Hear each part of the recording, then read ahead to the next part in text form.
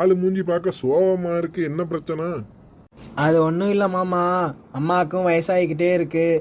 அம்மா வீட்டில் இருக்கிறனால இவ எப்போ பார்த்தாலும் சண்டை போட்டுக்கிட்டே இருக்கா. பேசாம அம்மாவை கொண்டு போய் முதியோர் இல்லத்திலேயே சேர்த்துடலான்னு பார்க்குறேன் மாமா. என்ன மாமா சிரிக்கிறீங்க? என்னோட சோகம் உங்களுக்கு சிரிப்பா இருக்கா? நான் அதுக்கு சிரிக்கல மருமையனே, நீங்க சொன்னதை நினைச்சு சிரிச்சேன். நீங்க கை குழந்தையா இருக்கையில உங்க ஆத்தாக்காரி உன்னைய தொட்டில்ல போட்டுட்டு வேலைக்கு போயிடுவா.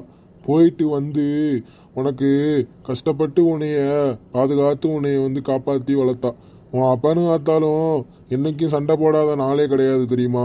அவங்க சண்டை போடாத நாளும் இல்லை, சண்டை போடாத நேரமும் இல்லை.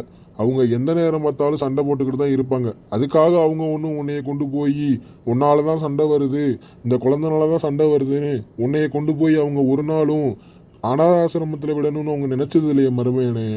அதை நினைச்சேன், சிரிச்சேன். ஆத்தாலும் அப்பனும் செத்த பின்னாடி அவங்க போட்டோ வச்சு சாமி கும்பிட்றதை விட்டுட்டு அவங்க இருக்கும் போதே அவங்கள சாமியா நினைச்சு மதிங்க. அதுதான் நீங்க அவங்களுக்கு பெத்த கடனை அடைக்கிறதுக்கு சமம்.